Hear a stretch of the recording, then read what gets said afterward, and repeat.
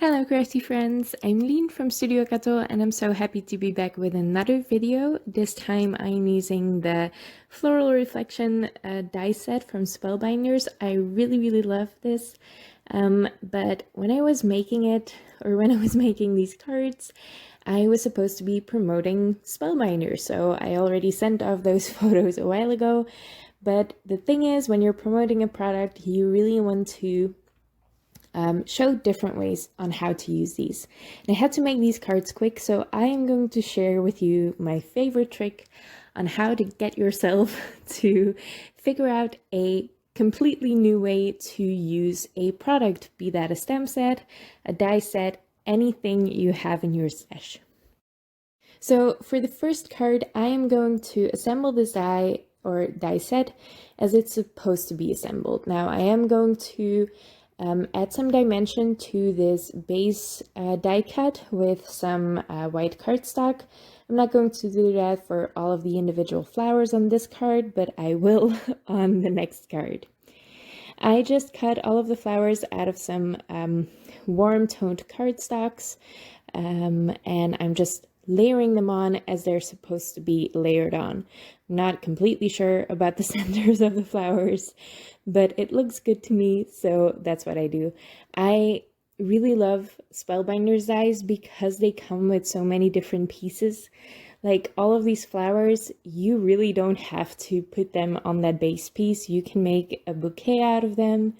You can do a lot of different things with these without using that base piece, so you already get a different look if you use them that way.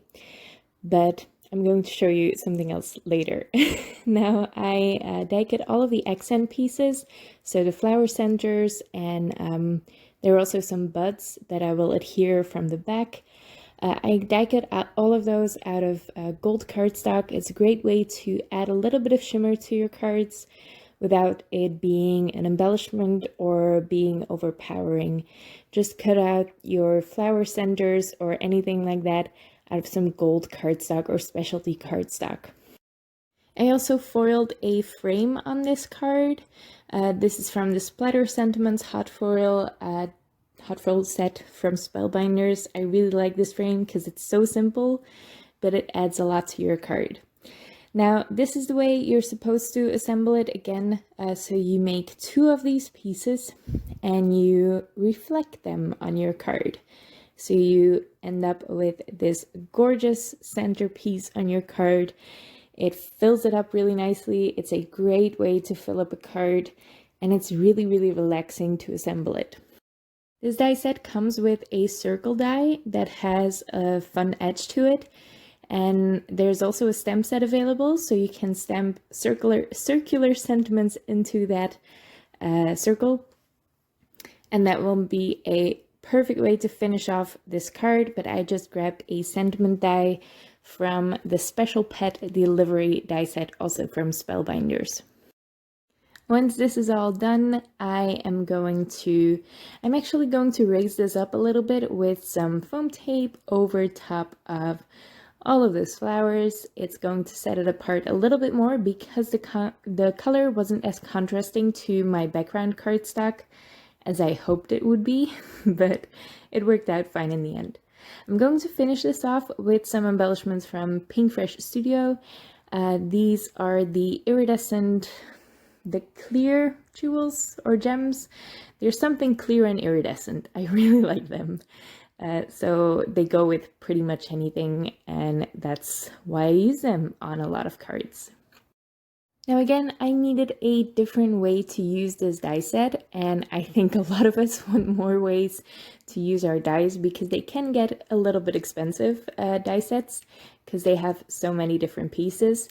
So instead of switching up the dies I'm using, so I could just use the flowers and not those base pieces, and I could assemble them a million different ways, of course. But if you're just assembling it the same way, you can still switch it up if you switch up the shape of your card.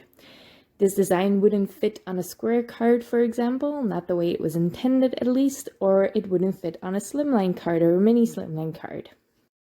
And making yourself switch up the layout of your cards is going to give you a lot of different ideas to use a product. I do it all the time. I like to make circular cards, mainly because I like the look of them, but also because it gets me out of that. It sometimes gets into a rut, right? If you have to fill up the same space with the same products, it can get a little bit tedious. So this is a great way to get yourself into a new frame of mind to switch up your use of your products. Once these are all assembled, this time I am going to add the centers and those buds in matte gold cardstock. It is going to give a more elegant look, I think, than the gold glimmer cardstock or the mirror cardstock, whatever you want to call it. And I really like the color of these. It looks a little bit warmer than the mirror cardstock that I have on hand, at least. If you're assembling these, I highly recommend you assemble 2 at once. It makes a lot more sense that way when you're looking for each piece. It's just a lot easier to do. Now for my background on this mini slimline card, I used an embossing folder. This is the Optical Arches embossing folder from Spellbinders. I'm not sure it's still in stock, but if it is, I will link it down below.